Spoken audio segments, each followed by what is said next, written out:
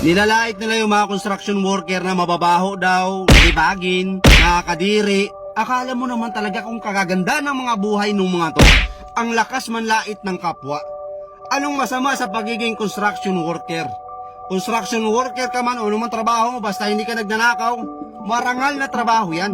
Ang hindi lang marangal, itong utak ng mga taong to na walang ibang laman kundi ang manlait ng kapwa, na akala mo naman talaga ang gaganda ng mga buhay.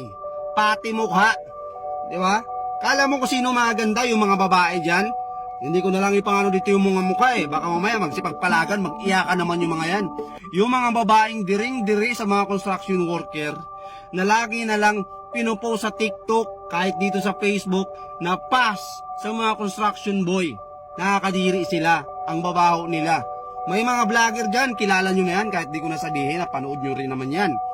Grabe, diring-diri, wow ha. Di sana kayong gumawa ng mga bahay ninyo. Ayaw nyo pala nandidiri pala kayo sa mga construction worker. Kayong gumawa. Tingnan natin. Masyado kayong magagaling sa buhay ha? Baka yung mga magulang ninyo, baka yung trabaho niyan, kawatan yan. Ha? Baka yung pinapakain sa inyo ng mga magulang nyo, ang ganda ng trabaho ng mga magulang nyo, pero lakas naman mangawat. Ha? Ang lakas mangutong sa kaba ng taong bayan. Bato-bato sa langit. Lakas yung manlait sa mga construction worker, porkit ba nasa opisina kayo? Naka-aircon kayo? Hindi kayo naiinitan ng araw. Maganda yung mga uniform nyo. Kaya feeling nyo, kayo na yung pinaka-mayor dito sa mundo. Trabaho nyo na yung pinaka-malupit. Lakas yung manlait sa mga construction worker. Baka nga, sagad kayo sa utang Baka yung ATM nyo nakasangla. Tapos lait kayo ng lait sa mga construction worker. Ang mahirap nyan, mas malaki pa yung sahod ng mga construction worker kaysa sa inyo. Yun yung katotohanan.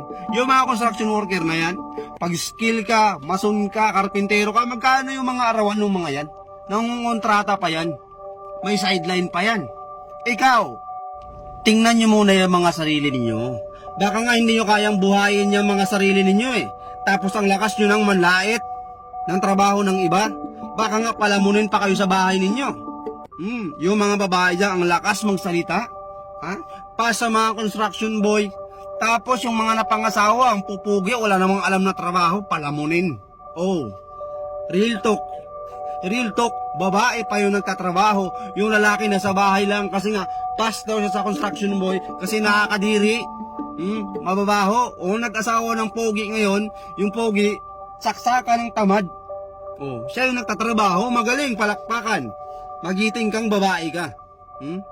Yan tayo Bago mo tingnan yung kamalian ng iba, tingnan mo muna yung sarili mo. Baka hindi perfecto yung buhay mo, kaya dahan-dahan sa pananalita.